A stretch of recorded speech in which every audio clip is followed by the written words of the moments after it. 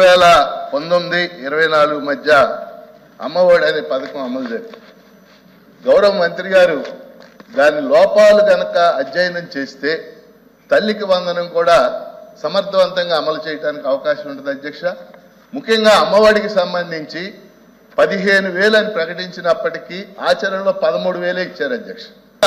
రెండోది ఇందాక చెప్పినట్టు ఒక పిల్లవాడికే ఇచ్చారు ఇంట్లో. ఇప్పుడు తల్లికి వందనం తెలుగుదేశం పార్టీ దాని మేనిఫెస్టోలో ఎంతమంది పిల్లలు ఉంటే అంతమందికి ఇస్తామని.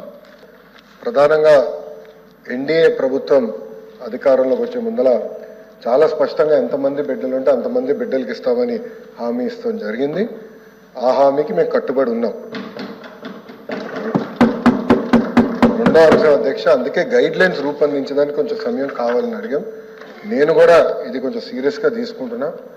మంత్రులందరితో కూడా మేము చర్చిస్తున్నాం. గతంలో జరిగిన లోటుపాట్లు జరగకూడదనేది మా లక్ష్యం. మీరన్నట్టు గతంలో 15,000 రూపాయలని, తర్వాత అది కాస్త నెక్స్ట్ ఇయర్ 14,000కి అయింది, తర్వాత 13,000కి అయింది. 1,000 రూపాయలు టీఎంఎఫ్ అన్నారు, ఇంకో 1,000 రూపాయలు ఎస్ఎంఎఫ్ అని అది డబ్బులు తీసుకుంటాం జరిగింది. అంతేకాకుండా ఎలిజిబిలిటీ క్రైటీరియా కూడా మార్చడం జరిగింది అధ్యక్ష. గ్రామాలు వచ్చే గల 5,000 రూపాయలు నెలకు వస్తే ఆటోమేటిక్గా వాళ్ళు ఎలిజిబుల్ అనేది, 5,000 కన్నా తక్కువ వస్తే ఎలిజిబుల్ అన్నారు. అట్లా మళ్ళీ దాన్ని మార్చారు. భూమి కూడా అది కూడా మార్చారు. దాని తర్వాత ఎలక్ట్రిసిటీ కన్జంప్షన్ విషయంలో కూడా కొన్ని నుసుకలు జరిగినాయి.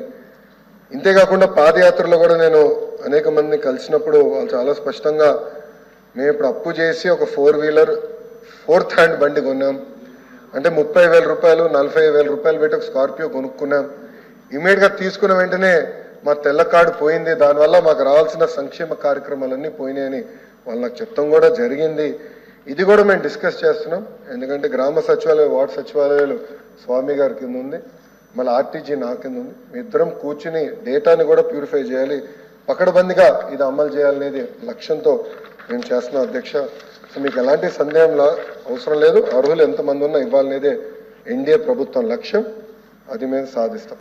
రెండోది, ఇది బోత్ ప్రభుత్వం ప్రైవేట్ పాఠశాలలకు వెళ్ళే విద్యార్థులకి వర్తిస్తుంది. ఇంకో పక్కన పెద్దలు అన్నట్టు అధ్యక్ష 2019 నుంచి 24తో పోల్చితే ప్రభుత్వ పాఠశాలలో సుమారుగా 72,000 మంది విద్యార్థులు తగ్గారు అధ్యక్ష.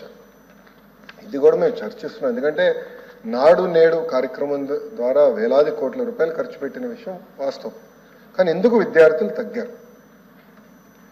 గత ప్రభుత్వం సిబిఎస్ఈ తీసుకొచ్చింది.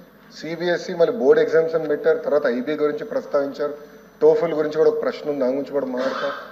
కానీ నిర్ణయాలు తీసుకున్నప్పుడు, విద్యా రంగంలో నిర్ణయాలు తీసుకున్నప్పుడు చర్చించాల్సిన అవసరం ఉంది. యూనియన్లతో మాట్లాడాలి, ఉపాధ్యాయులతో మాట్లాడాలి, అందరినీ కూర్చోబెట్టి ఆమోద్యమైన పరిష్కారం ఎత్తుకాల్సిన అవసరం ఉంది అధ్యక్ష. రాబోయే సంవత్సరం ఏం చేయబోతున్నాం, రోడ్ మ్యాప్ వేద్దాం, అందరితో చర్చిద్దాం, సంఘాలు అందరినీ కూర్చోబెడదాం, మాట్లాడదాం, వచ్చే సంవత్సరం నుంచి అమలు చేద్దాం. నాకు నచ్చింది కనుక ఇది ఇద్దాం, నాకు నచ్చలేదు కనుక ఇది తీసేద్దాం అనేది కరెక్ట్ కాదు. చర్చించిన తర్వాత నేను నిర్ణయం తీసుకుందాం అనేది ఒక లక్ష్యంగా మేము పెట్టుకున్నాం. పెద్దలు వెంకటేశ్వర గారు అన్నట్టు వాస్తవం, ప్రభుత్వ పాఠశాలలో అడ్మిషన్స్ తగ్గుతున్నాయి, అంటే ఎలాంటి సందేహం లేదు. ఒక పక్కన ఎన్డీఏ ప్రభుత్వం రిక్రూట్మెంట్ కూడా చేస్తుంది. మీరు చూసారు, దాదాపు 16,000 మంది ఉపాధ్యాయుల రిక్రూట్మెంట్కి మేము తొలి అడిగేసాం. అది మేము నెక్స్ట్ అకాడమిక్ ఇయర్కి మేము పూర్తి చేస్తాం. కానీ ఇంకో పక్కన చూస్తే దాదాపు 11,000 పాఠశాలలో 10 కన్నా తక్కువ మంది విద్యార్థులు ఉన్నారు. ఎందుకున్నారు? ఎలా అడ్మిషన్స్ పెంచాలి, నాణ్యత ఎలా పెంచాలి, అసెస్మెంట్ ఎలా చేయాలి, టెక్నాలజీతో జోడించి ఎలా చేయాలి, first grade, second grade, third grade pressure లేకుండా సిస్టమేటిక్ ఎట్ట చేయాలనేది కూడా మేము చర్చిస్తున్నాం. పక్క రాష్ట్రాల్లో కూడా ఏం జరుగుతుందో మేము చూస్తున్నాం. అటు ఉత్తరప్రదేశ్లో ఒక మోడల్ ఉంది, ఢిల్లీలో ఒక మోడల్ ఉంది. పక్క రాష్ట్రాల్లో కూడా ఏం జరుగుతుందో అందరం చర్చిస్తున్నాం. అధికారులు కూడా ఒక టీం వేసాం, వాళ్ళు కూడా వెళ్ళి చూస్తున్నారు. వాళ్ళు నివేదిక ఇచ్చినా నేను కూడా వెళ్ళాలనుకుంటున్నా.